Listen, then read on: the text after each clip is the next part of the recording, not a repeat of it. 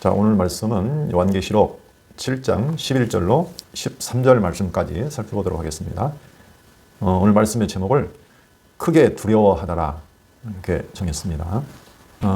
오늘 지금 지난 시간에 우리가 10장부터 11장까지의 내용 지금 삽입구라고 했습니다.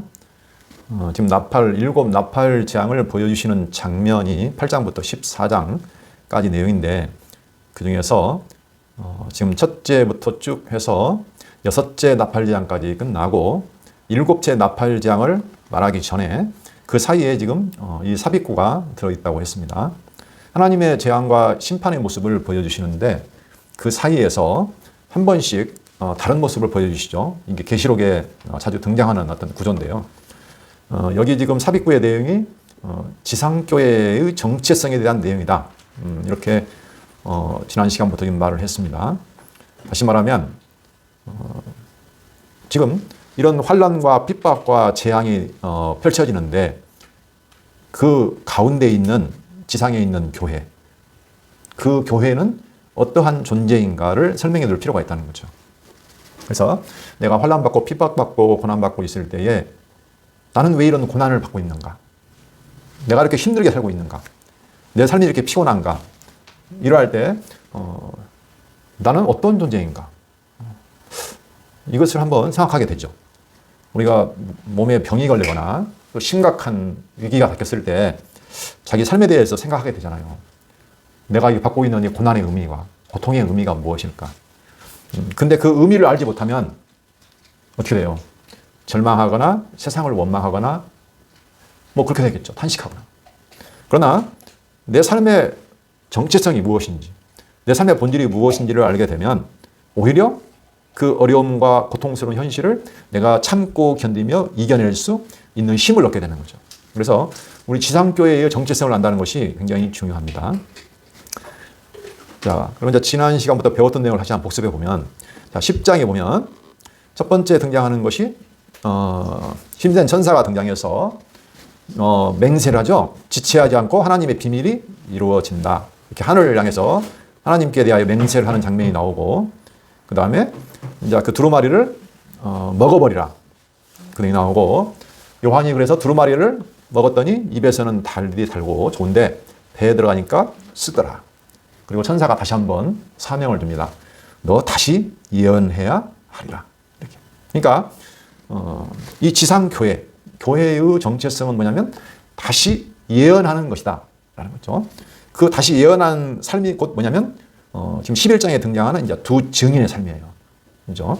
그럼 이제 두 증인의 삶은 네가 먹어버린 그 두루마리 하나님의 말씀을 먹었는데 그 말씀을 증거하는 두 증인의 삶은 어떠한가가 지금 11장에부터 지금 나오고 있습니다. 첫 번째 나오는 것이 뭐냐면 성전을 측량하라. 이게 11장 1절에서 2절까지 나오죠. 성전을 측량하는데 성전 바깥마당은 측량하지 말고 내버려둬서 짓밟히게 놔둬라. 그런 내용이 나오고, 그러나 성전과 제단과 그 안에서 경배하는 자들은 측량하라. 이렇게 말했습니다. 이게 의미가 무엇이냐? 이것을 지난 시간에 말했지만 다시 한번 정리하면 하나님이 인치신 그 성전 안에 그 부분은 하나님이 측량한다는 것은 하나님의 원래 계획에 따라서 이 성전을 보호해서 완성한다는 거라고 했습니다. 그래서 성전은 하나님께서 보호하시고 완성케 하신다. 이 내용이라고 했어요. 자, 그러면 굉장히 좋은 내용이잖아요. 아주 단 내용이잖아요. 그렇죠? 그런데 성전 바깥마당은 측량하지 말고 내버려두라고 했죠. 그래서 그 거룩한 성을 42달 동안 짓밟을 것이다 라고 말을 했습니다. 짓밟는다는 의미는 좀 아까하고 반대예요. 쓴 거예요. 힘든 거죠. 이것은 그러나 환난받는 기간이 정해져 있다는 거죠. 그죠? 자, 성전이 측량돼서 완성되기까지 그 기간 동안에 또 한 부분이 있는데 42달 동안 짓밟히는 부분이 있다는 거예요. 그죠? 교회는 그러니까 그 증인의 삶은 이 두 가지 측면이 같이 있는 거예요. 우리 안에 하나님의 영원한 약속을 따라서 보호받는 부분이 있죠. 그죠? 하나님의 교회는 중간에 쓰러지지 않고 확실히 하나님 보호하세요. 완성하신단 말이에요. 그러나 세상에서 우리가 환난받고 양육받는 기간이 42달 동안이 있다는 거죠. 이게 지금 양 측면이 있는 거예요. 그러니까 우리가 복음을 듣고 교회를 다니게 되면 야, 이제는 천국이야.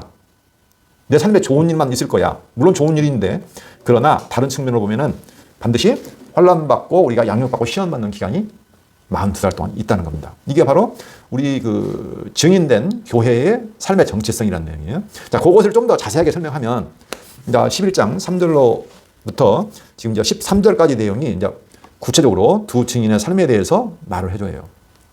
지난 시간에 봤던 3절로 6절까지 보면 이제 두 증인에게 권세를 준다고 하죠. 내가 나의 두 증인에게 권세를 주리니 그들이 굵은 베옷을 입고 1260일을 예언하리라. 자, 증인에게 권세를 주어서 굵은 베옷을 입고 1260일을 예언한다는 거죠. 이건 하게 된다는 거예요. 선언이에요, 선언. 지난 시간에 설명을 했겠지만 이 부분은 이제 교회 증인들에게 권세를 줘요. 권세를 주어서 그 정한 기간 동안에 그 예언을 하게 한다. 굵은 베옷을 입고. 굵은 베옷은 회개의 상징이죠. 회개. 그렇죠? 아주 고통, 어렵고 힘든 일, 절망스러운 상황, 어떤 임박한 진노 이런 것 앞에 회개할 때 입는 옷입니다. 그래서 우리 교회인 성도들은 어떤 메시지를 진 거예요? 회개의 메시지를 진 거죠. 그렇죠? 회개의 메시지. 그리고 자기 자신에게도 자기 자신의 삶을 어떻게 해요? 항상 회개하는 삶이에요. 그렇죠? 날마다 말씀 안에서 내가 죽고 살아나면서 늘 회개하는 삶을 살아가며 또 회개의 메시지를 증거한 거죠. 그러니까 그 9장 20절에서 21절 마지막 아까 그 여섯째 재앙이 끝날 때 지금 이 삽입구가 들어가기 전에 마지막 부분에 의미심장한 말이 나와요. 9장 20절 21절을 보면 이 재앙에 죽지 않고 지금 여섯째 재앙이죠. 마병대를 통한 여섯째 재앙에 죽지 않고 남은 사람들은 여기 남은 사람 등장하죠. 남은 사람들은 손으로 행한 일을 회개하지 아니하고 오히려 여러 귀신과 또는 보거나 듣거나 다니거나 알지 못하는 금은 동과 목석의 우상에게 절하고 또 그 살인과 복술과 음행과 도둑질을 회개하지 아니하더라. 이게 중요한 말이에요. 지금 여기 보면 여섯째 재앙까지 왔었는데도 불구하고 어떻게 남은 사람들이 회개하지 않고 우상을 섬기면서 결국 온갖 악을 행하는 모습을 보여주고 있어요. 그렇죠? 근데 지상교회는 어떤다고요? 보면은 굵은 베옷을 입고 회개하면서 회개한다는 거예요. 회개하는 존재가 어떻게 해요? 성도예요. 회개하라는 것은 어떻게 하나님께로 돌아오는 거잖아요. 그렇죠? 하나님께로 돌아오지 않아요. 남은 자들이. 근데 우리는 하나님께로 돌아온 회개하는 자들이에요. 그리고 어떤 메시지를 행해요? 하나님께 돌아오라. 라고 회개의 메시지를 증가하는 거죠. 근데 11장 13절에도 보면 이제 9장하고 한번 비교해 보세요. 그때 큰 지진이 나서 성 10분의 1이 무너지고 지진에 죽은 사람이 7천이라. 그 남은 자들이 두려워하여 영광을 하늘 하나님께 돌리더라. 여기도 남은 자들이 등장했죠. 그렇죠? 그럼 여기서는 남은 자들이 어떻게 하면 두려워하여 영광을 하늘 하나님께 돌리더라. 그랬습니다. 이따가 좀 설명을 거긴 드릴 거예요. 이 남은 자들이 영광을 하나님께 돌린다는 의미가 무엇일까? 그리고 9장에 나오는 그 회개하지 않는 모습과 남은 자들이 무슨 차이가 있을까? 이것을 한번 이따 생각해 보기로 하고. 자, 그래서 이제 이렇게 권세를 줘서 예언을 하게 하는데, 지난 시간에 잠깐 그 권세가 도대체 무슨 권세냐 이 부분을 좀 더 설명한다고 지난번에 말했어요. 지금 여기 보면 여기 권세와 권능이 지금 여기 본문에 등장하는데 보면은 3절 다시 볼까요? 11장 3절. 내가 나의 두 증인에게 권세를 주리니. 자, 분명히 여기 권세를 준다고 했습니다. 그래서 그들이 굵은 베옷을 입고 예언을 한다 그랬어요. 그 다음에 이제 거기 보면 5절에서 6절까지 보면 그들이 받은 권세에 대한 내용이 나와요. 권세와 권능이 어떤 것인가. 자, 5절 보면 만일 누구든지 그들을 해하고자 하면 그들의 입에서 불이 나와서 그들의 원수를 삼켜버릴 것이요. 누구든지 그들을 해하고자 하면 반드시 그와 같이 죽임을 당하리라. 그렇죠? 어느 때요? 그 증인들이 예언을 할 때 그들을 해하고자 하면 어떻게 된다고요? 그들의 입에서 불이 나와서 원수를 삼켜버리고 또 해하고자 하면 그들이 그와 같이 죽임을 당하리라. 그러니까 그 증인들을 어떻게 한다는 거예요? 보호한다는 거죠. 그렇죠? 해하고자 못하게 한다는 거예요. 그렇죠? 그리고 6절 보면 그들이 권능을 가지고 자, 어떤 권능을 또 가지고 있어요. 하늘을 닫아서 그 예언을 하는 날 동안 비가 오지 못하게 하고 또 권능을 가지고 물을 피로 변하게 하고 아무 때든지 원하는 대로 여러 가지 재앙으로 땅을 치리로다. 여기 나와 있는 권능은 지금 누구를 이미지화해서 가져왔냐면 자 보세요. 지금 요한계시록은 구약 성경에 있는 거의 대부분의 내용을 지금 가져와서 쓴다고 보시면 돼요. 거기서 뭐 등장하는 형상, 이상 또는 어떤 뭐 인물들 대부분의 메시지가요. 구약 성경에 이미 다 나와 있는 내용을 다 쓰는 거예요. 대부분 이거예요. 거기 보시면 그 하늘 닫아서 비가 오지 못하게 하는 권능을 가진 사람이 있었죠. 엘리야. 아합 시대. 그렇죠? 북쪽 이스라엘 아합 왕 시대에 바알과 아세라를 섬기고 이세벨을 따라서 악을 행할 때, 우상을 섬기고 할 때에 그 선지자들과 엘리야가 막 같이 싸웠잖아요. 갈멜산에서 전투. 그렇죠? 그래서 승리하고 그들을 아주 무찌르고 그런 상황이 나오는데 그때 3년 반 동안 어떻게 했냐면 엘리야가 기도해가지고 하늘을 닫아버렸어요. 비가 오지 못하게 했어요. 재앙을 내린 거예요. 대단한 권능이죠. 그렇죠? 그 다음에 또 한 가지 권능이 나오죠. 물을 피로 변하게 하고 여기도 떠오르는 사람이 있죠. 물을 피로 변하게 한다. 모세. 그렇죠? 애굽과 대적할 때 나일강을 피로 변하게 했잖아요. 물을. 그렇게 해서 그 이적을 행했잖아요. 이렇게 아무 때든지 원하는 대로 땅을 치는 권능을 가지고 있었어요. 그러면 지금 우리 두 증인들은 그들이 가지고 있는 그런 권능과 권세를 가지고 있나요? 이게 조금 어려울 수 있어요. 아니 그럼 우리가 모세와 구약시대 그 율법과 선지의 대표인 모세와 그 엘리야와 같은 권세와 권능을 가지고 있느냐? 우리가 막 불을 내리니까 비를 오지게 못하게 합니까? 아니면 물을 피로 변하게 합니까? 그런 재앙, 그런 권능은 없잖아요. 그렇죠? 그러니까 이것을 그대로 받아들이는 게 아니고 그때 그 모세와 그 엘리야 같은 사람들도 다 뭘 했죠? 하나님 말씀을 증거했잖아요. 그렇죠? 우상을 섬기고 있던 그리고 하나님 백성을 붙잡고 있던 사단 권세. 그렇죠? 그들을 향해서 또는 우상을 섬기고 타락한 그 백성들에게 어떤 말씀을 전할 때에 하나님께서 그들을 보호하셨고 그들로 하여금 그 말씀을 증거하기 위해서 표적과 이적을 하겠다는 거예요. 그렇죠? 자, 그러면 우리에게 주신 이 증인들에게 주신 권세, 우리도 권세를 받았어요. 근데 그와 같은 권세는 아니에요.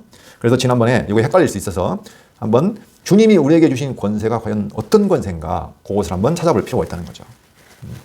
하나님께서 하나님 나라의 복음을 증거해서 하나님 나라의 백성들을 돌아오게 하고 또 하나님 나라를 완성을 해갈 거 아니에요? 그죠? 그 기간 있잖아요. 하나님 정한 기간인데 그 기간 동안에 그 일을 누가 해요? 예수님이 해요? 물론 예수님이 하세요. 자, 하나님의 일이니까 하나님이 하세요. 그렇죠? 그럼 구약시대는 어떻게 했어요? 구약시대도 하나님의 약속한 일이잖아요. 그게 뜻이잖아요. 그래서 누구를 통해서 하신 거예요? 하나님의 선지자를 통해서 모세와 엘리야 또는 수많은 선지자 있잖아요. 그렇죠? 하나님의 일이고 하나님의 뜻이고 약속인데 그 일을 하나님이 직접 하시는 게 아니고 하나님이 권세를 주어서 그 일을 하게 하신다는 거예요. 말씀도 생각하게 하고. 똑같아요. 물론 교회를 세우고 완성하는 것도 누가 해요? 성전을 완성하는 것도 누가 해요? 예수님이 하세요. 그렇죠? 그런데 예수님이 가시면서 우리에게 약속한 게 있어요. 그게 뭐냐면 뭘 약속했냐면 사도행전 1장 8절에 보면 오직 성령이 너에게 임하시면 너희가 권능을 받고 예루살렘과 온 유대와 사마리아와 땅끝까지 이르러 내 증인 되게 하리라. 되리라. 여기도 되리라고 했잖아요. 자, 그러니까 증인을 하는데 예수님이 성령을 보내서 우리에게 권능을 주어서 그 권세로 그 권능으로 일을 하게 한다는 거예요. 사실은 누가 하는 거예요? 예수님이 하는 거예요. 우리 안에서 함께 하셔서 하세요. 그런데 우리를 통해서 그 일을 하신다니까요. 그러므로 성령을 통해서 우리에게 권세와 권능을 준다는 거죠. 그래서 스가랴에서 보면 그 스룹바벨과 여호수아를 통해서 예전에 그 바벨론 포로에 돌아와서 성전을 건축했잖아요. 스룹바벨 성전을 건축했을 때 그때 스가랴 선지자를 통해서 그 일을 누가 한다? 오직 나의 영으로 이룬다고 했잖아요. 우리 지난 시간 제목이 나의 영으로 하신다 그런 말이었죠. 그러니까 똑같아요. 구약에서나 신약에서나 똑같아요. 구약에서 성전을 완성한다는 것은 교회를 완성한다는 것이고, 그렇죠? 성전이 우리 몸이니까 하나님의 몸된 교회니까 그 일을 그때도 하나님의 영으로 했듯이 지금도 성령으로 하신다는 거예요. 실제로는 모든 일은 누가 하세요? 하나님 하세요. 그리고 하나님 아들 오신 그리스도가 지금 천상에서 해 가시는데 그의 영을 우리에게 보내셔가지고 그 권능으로 하게 한다는 거죠. 근데 문제는 이것을 대적하는 권세도 있어요. 어떤 권세가 있을까요? 하나님이 일을 하시는데 구약시대에 본 대적하는 세력이 없었어요?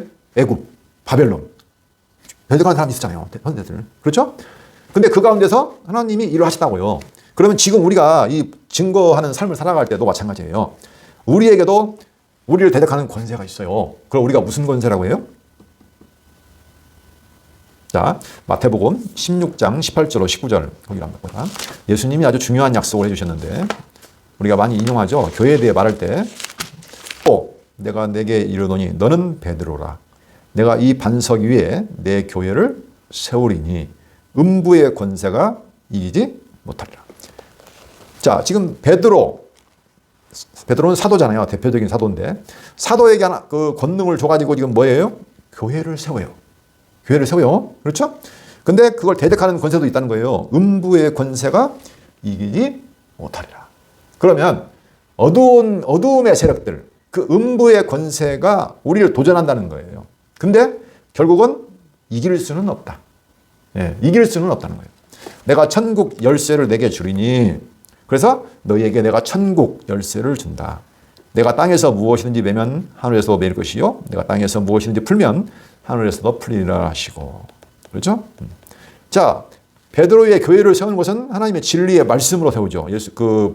베드로가 고백한 거 있잖아요. 주는 그리스도시요 살아계신 하나님의 아들이시니다라고 고백했잖아요. 그게 뭐예요?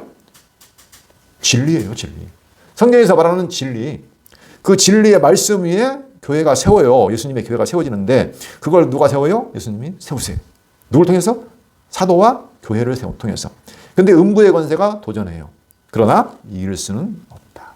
천국을 들어가게 하는데 천국 열쇠니까 천국을 들어가게 하는 복음을 증가하는데 그걸 막을 수가 없다. 지금 그 말이에요. 자, 그러면 이제 사단의 권세, 음부의 권세가 이길 수는 없지만 분명히 도전을 해요. 뒤에 우리가 계시록을 보면 알겠지만 큰 용도 등장하고 용이 권세와 능력을 준 그 보좌에 앉은 막 그 용도 똑같은 보좌에 앉아서 그 영광을 가지고 있어요.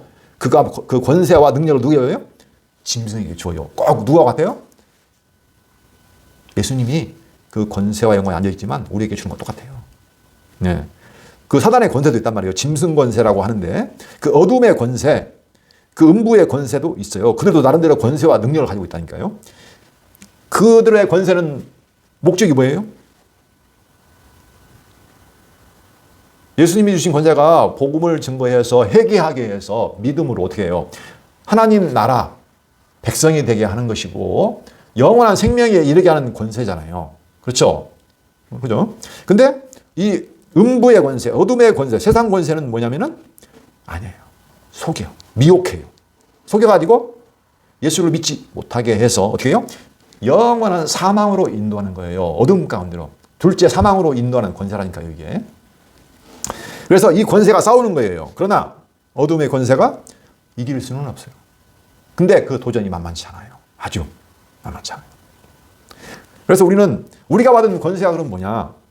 좀 더 볼까요? 지금 대부분 대충 나와 있는데 요한복음 1장 12절 보시면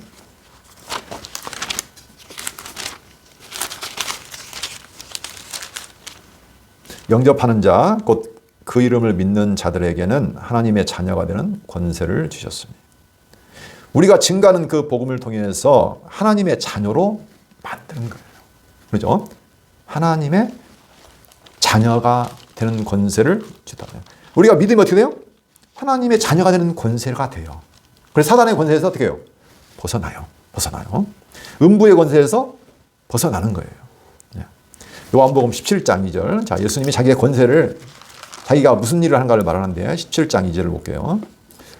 아버지께서 아들에게 주신 모든 사람에게, 여기 보면 하나님 아버지께서 예수 그리스도 그 아들에게 주신 모든 사람이 있어요. 하나님이 택한 백성이 있다는 거예요. 그렇죠?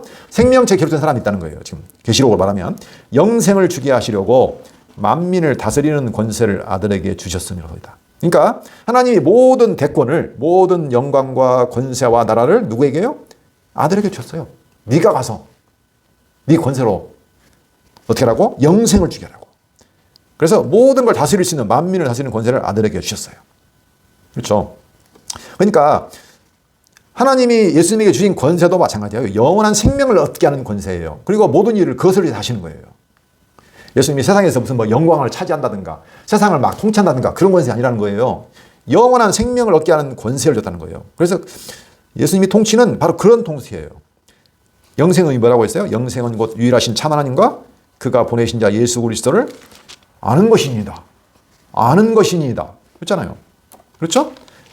그러니까 우리가 어둠의 권세, 음부의 권세를 이길 수 있는 방법은 뭐예요? 영생을 얻게 하는 거예요. 그게. 그렇죠? 그게 뭐예요? 하나님과 유일하신 참 하나님과 그가 보내신 자 예수 그리스도를 알게 하는 거죠. 그러니까 하나님 말씀을 증거해서 예수 그리스도를 증거해서 바로 영원하신 참 하나님과 그가 보는 예수 그리스도를 알게 함을 통해서 어떻게 해요? 영원한 생명을 얻게 하는 거. 이게 우리에게 주신 모든 일이에요. 그리고 그 권세를 주셨어요. 성령께서 진리의 영으로 오셨잖아요. 그렇죠? 성령이 오면 나에 대해서 증거한다. 예수 그리스도를 통한 영원한 하나님 나라가 있다는 것을 증거해야 하는 거죠. 그러니까 우리가 받은 권세는 세상 사람들이 말하는 뭐 거창한 무슨 일을 행하거나 엄청난 표적을 행하는 권세가 아니라는 거예요. 구약시대 그리고 예수님 돌아오기 처음 사도시대는 어떤 그 말씀을 증거하게 한 도구로서 표적을 행하는 것이 있었지만 지금은 아니에요. 지금도 그걸 생각하면 아니라는 거죠. 그래서 우리가 받은 권세는 바로 성령께서 진리의 영으로 오셔서 예수 그리스도를 제대로 증거하는 것. 그 권세를 통해서 사망에 처한 백성들을 하나님의 뜻을 따라서 하나도 빠트림 없이 영원한 생명의 나라로 인도하게 하는 권세를. 그래서 하나님의 자녀가 되고 영원한 생명을 얻고 죄사함을 얻고 빛 가운데로 하나님께 돌아오게 하는 권세. 이게 바로 사망 권세를 이기는 거죠. 그래서 우리는 가르쳐 지키는 것밖에 없어요. 사실은 증거에서. 그러나 그것을 다 누가 하냐? 성령께서 우리 안에서 우리로 할 말도 가르치시고 진리를 증거하게 하신다는 거죠. 자, 참고적으로 누가복음 10장 17절로 20절을 마지막으로 한번 보겠습니다. 누가복음. 자, 예수님이 이제 70명을 따로 이제 복음을 증거하러 이제 보내요. 따로 떼가지고 70명을 이렇게 전도하러 보내는 장면인데 70인이 기뻐하며 돌아와 이르되 주여 주의 이름이면 귀신들도 우리에게 항복하더이다. 예수께서 이르시되 사탄이 하늘로부터 번개같이 떨어진 것을 내가 보았노라. 이제 귀신을 쫓아내나 보죠. 70명 제자가 나가서 둘씩 가서 복음을 전했는데 사탄이 하늘로부터 번개같이 떨어진 것을 내가 보았노라. 내가 너희에게 뱀과 전갈을 밟으며 원수의 모든 능력을 제어할 권능을 주었으니 너희를 해칠 자가 결코 없으리라. 그러나 귀신들이 너희에게 항복한 것으로 기뻐하지 말고 너희 이름이 하늘에 기록된 것으로 기뻐하라 하시니라. 여기서 제자들에게 주신 예수님이 주신 권세, 권능이 뭐예요? 뱀과 전갈. 이게 누구냐면 사탄 권세를 상징화하는 것이 바로 누구냐면 옛 뱀, 전갈이에요. 아주 독침 같은 거. 그것을 밟아버려요. 사탄아 물러가라. 이렇게 말해서 그들 쫓아내는 게 아니라고요. 지금도 누가 기도하면서 뭐 사탄아 물러가라. 예수님의 이름으로 명하노니 이런 식으로 해가지고 물러가는 게 아니라고요. 뱀과 전갈을 밟으며 원수의 모든 능력을 제어할 권능을 줬으니 너희를 해칠 자가 결코 없으리라. 사탄이 떨어져요. 사탄의 권세가 뭐예요? 사망으로 인도하는 권세. 미혹해서. 그러죠? 근데 성령의 권능으로 우리가 예수 그리스도를 증거했을 때, 그죠? 오직 하나님의 은혜로만, 예수 그리스도를 통해서만 하나님의 영원한 생명이 되게 있다는 복음을 증거할 때, 그걸 모든 것을 이겨서 생명을 얻을 수 있는 권세를 받게 된다는 거죠. 우리는 이제, 그래서 우리는 사탄의 권세를 제어할 수 있는 권세를 가지고 있어요. 무엇으로? 예수 그리스도의 복음으로. 이거밖에는 방법이 없는 거예요. 자, 그래서 이제 권세에 대해서 조금 설명을 했었는데, 자, 이제 7절로 13절의 내용은, 무슨 내용이냐면, 이제 두 중이 이제 실제로 이제 증언을 마쳤는데, 끝마쳤어요. 마치는 가운데 어떤 일이 벌어지냐면, 좋은 일이 아니에요. 좋은 일 하잖아요, 분명히. 그렇죠? 근데 하나님 일을 하는데 짐승이 나와요. 무적행으로부터 올라오는 짐승이 그들과 더불어 전쟁을 일으켜요. 7절. 짐승이 그들과 더불어 전쟁을 일으켜 그들을 이기고 그들을 죽일 터인즉 죽네요. 오히려 전쟁에서 져가지고 죽어요. 그들의 시체가 큰 성길에 있으리니 그 성은 영적으로 하면 소돔이라고도 하고 애굽이라고도 하니 곧 그들의 주께서 십자가에 못 박히신 곳이라. 자, 아니 증인들이 증언을 마칠 때에 짐승이 나와가지고 어떻게 해요? 전쟁이 일어나고 그들을 오히려 이기고 그들을 죽여요. 시체가 버려져요. 그 다음에 9절. 백성들과 족속과 방언과 나라 중에서 사람들이 그 시체를 사흘 반 동안을 보며 무덤에 장사하지 못하게 하려다. 사람이 죽었으면 무덤에 장사를 잘 해주는 게 아무리 약한 사람도 예의인데 장사도 못하게 해요. 아주 비참하게 만드는 거죠. 이 두 선자가 땅에 사는 자들을 괴롭게 한 거로. 왜 죽였어요 그들이? 땅에 사는 자들을 아주 괴롭게 해요. 뭐라고 하면서 너기 죄악에서 벗어나 하나님께 돌아와야 돼. 너 심판받아. 하니까 얼마나 힘들어요. 회개의 메시지를 전하면 사람들이 좋아할 것 같죠? 안 좋아해요. 옛날 구약시대 보면 뭐 선지자, 뭐 에스겔, 예레미야, 이사야 할 것 없이 하나님의 회개의 메시지를 전하면 사람들이 싫어해요. 그리고 거짓 선지자 나타나요. 그 당시에 거짓 선지자가 나타나고, 야, 너 괜찮아. 너희가 좋은 일이 있을 거야. 잘 될 거야. 이렇게 하는 거짓 선지자들은 환영받았는데 하나님의 심판이 있을 거야. 회개해야 돼. 라고 하는 선지자들은 오히려 고난과 핍박과 죽음을 당했다는 거예요. 똑같아요. 이 두 선지자가 땅에 사는 자들을 괴롭게 한 거로 땅에 사는 자들이 그들의 죽음을 즐거워하고 기뻐하여 서로 예물을 보내리라 하더라. 그렇게 좋아해요. 그런데 3일 반 후에 하나님께로부터 생기가 그들 속에 들어가매 그들이 발로 일어서니 구경하는 자들이 크게 두려워하더라. 그러나 죽었지만 3일 반 후에 하나님으로부터 생기가 들어가서 그들이 다시 일어서요. 부활해요. 그래서 사람들이 보고 이게 도대체 무슨 일이야? 두려워해요.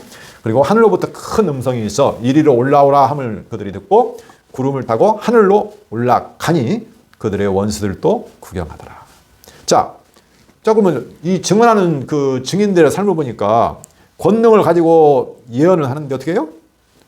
결국 짐승과 권세, 짐승과 싸워가지고 죽고 시체가 매장도 못하고 있다가 그들이 다 즐거워할 때 3일 반 후에 다시 살아나서 하늘로 올라간다. 그 내용이죠. 여기를 좀 이해하려면 광야 이스라엘 백성을 한번 생각해 보게요. 이 부분은 다음 시간에 좀 더 다루도록 하겠습니다. 오늘 시간이 좀 지났기 때문에 다음 시간에 오늘 이어서 말씀을 보도록 하겠습니다. 자, 중요한 것은 우리 성도는 증인의 삶을 산다. 예수님께서 우리 안에 성령을 통해서 권능을 주어서 그 복음을 증거하고 우리를 보호하십니다. 보호하시고, 그렇지만 우리가 살아가는 삶에서는 분명한 고난과 죽음과 부활과 생천이 나타난다는 거죠. 그 부분은 다음에 이야기했지만 우리의 싸움은 혈과 육으로 싸우는 거 아니다. 뭐하고 싸운다? 어둠의 권세, 음부의 권세, 세상 권세와 싸우는 거다 라는 것을 기억하시고 다음 시간에 보도록 하겠습니다. 기도하겠습니다. 살아계신 하나님 아버지 감사합니다. 저희들을 하나님 말씀을 통해서 회개케 하시고 하나님께 돌아오게 하여서 영원한 생명을 얻게 하신 것 생각할 때 감사를 드립니다. 이 달콤한 말씀 안에 그러나 이 땅에서 삶은 쓰디쓴 삶이 또 그 안에 존재하고 있음을 다시 한번 생각해 봅니다. 하지만 영원한 생명의 복음을 간직한 자는 그 기쁨과 그 권세로 세상에서의 싸움을 능히 이기고 승리한다는 사실을 다시 한번 기억해 하여 주시옵소서. 그러함으로 말미암아 지상교회, 혼란받고 기도하고 고통받는 저희 교회가 이 하나님 말씀을 통해서 참고 견디며 이길 수 있도록 저희들을 인도하여 주시옵소서. 예수 그리스도 이름으로 기도합니다. 아멘.